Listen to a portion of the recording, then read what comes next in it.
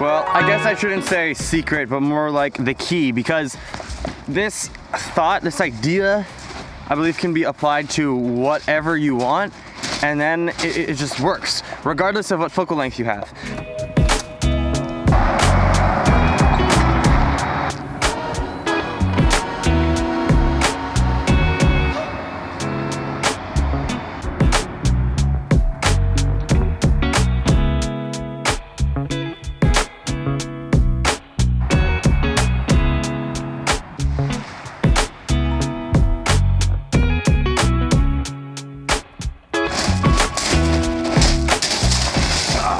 On this beautiful day, such a nice day. I was actually up at Inger Tower getting some great photos, but on this beautiful day, we're restricting ourselves to 24 millimeters.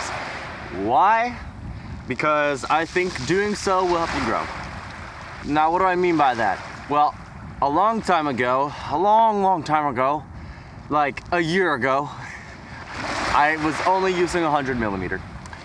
And it was great, it was fun, but restricting myself to one focal length over trying multiple different variations really restricted my learning curve, and it caused me to plateau way earlier.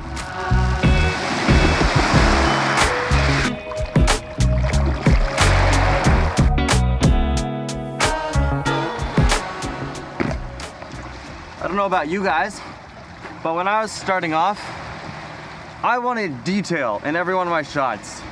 I wanted to see all the detail. I wanted to see the ticks on the animals, right? And I thought the only way I could do that was by using a 100 millimeter or by getting really close. And so using 100 millimeter would get me that close, and a 24 millimeter would not get me that close. And not necessarily getting close, but having that compression, eliminating the background, eliminating distractions, getting rid of everything that I don't want to see by using 100 millimeter.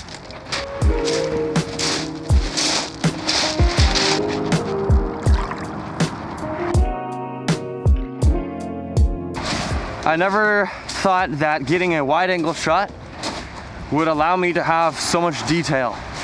I never knew that taking a photo of, let's say, a bird miles away, not miles away, but taking a photo of a bird super far, let's say taking a photo of a bird really far away, you can still get so much detail with a wide angle shot versus a 100 millimeter. It's still great. The secret is you need contrast. Well, I guess I shouldn't say secret, but more like the key, because this thought, this idea, I believe can be applied to whatever you want, and then it just works, regardless of what focal length you have. But in general, when people are using a 100 millimeter, what they're doing is they're getting rid of the background. I already said that. And then when they swap to a 24 millimeter, they're just failing to get rid of the background. And the contrast between your subject and its background is super important. That's what allows you to have detail in your shots.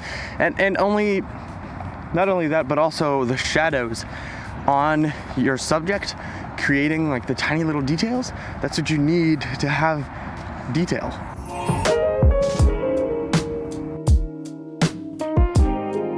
So if and when you swap to a 24 millimeter, what you need to do for it to actually have detail is to create difference on the subject or difference between the subject and the background. To do that, to demonstrate that, I want to show you a photo of this rock.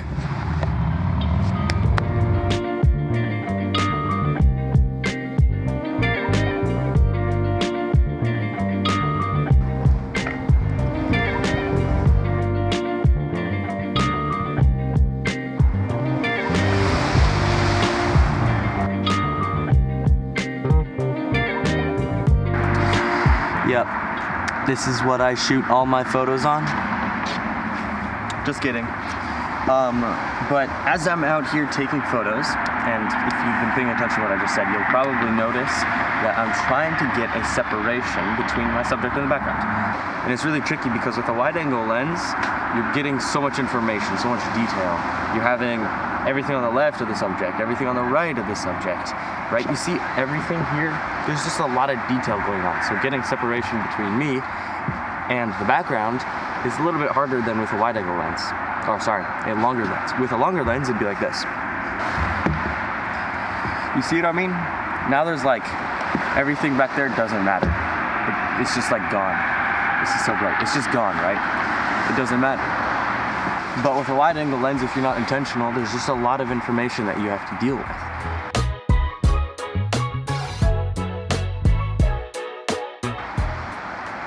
And that's the contrast that I'm talking about. Hopefully you'll be able to see it in my photos. And ultimately, contrast, I think, is what makes your photo interesting. I talk a lot about this in my Lightroom course. You could check that out if you want. Super short, to the point. Only tips that are actually helpful. I spent a lot of time scouring the internet, and I only found a few things that were good. And so I put those in the course. But contrast ultimately is what you need between anything and anything. But there are other benefits to shooting on a wide angle lens as well. For one, you frame differently, obviously, right? And it's not that you frame differently that's important, but it's more, as I talked about in last week's video, or my last video, is that when you frame differently, you're able to see where your style goes in, right? So let's say you're developing your style and you're trying to see, does this actually work as a style? By the way, I think a style is something that can be applied to almost any photo. It can be, it doesn't have to be, but I think in general that's what it is. So when you shoot at a wide angle and you're trying out different framing options, you're kind of testing the waters to see if your style can fit there. It helps you define what you're shooting. It helps you understand your goal as a photographer.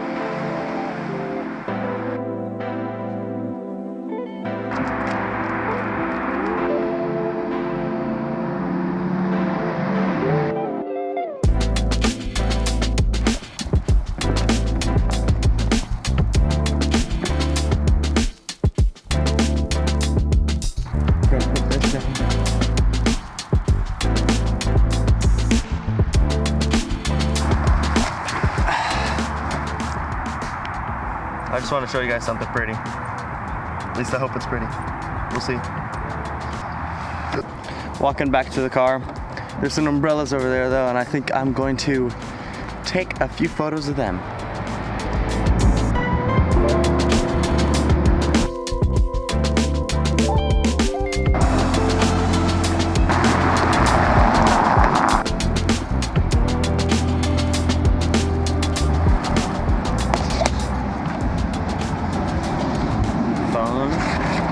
And then case.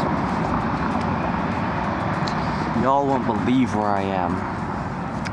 Caribou Coffee.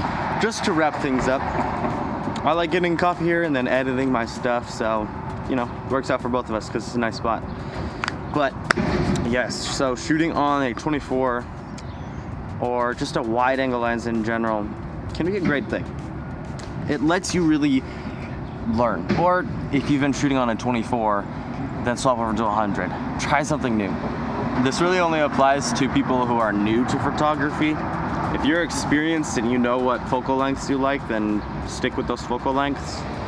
But still, challenge yourself.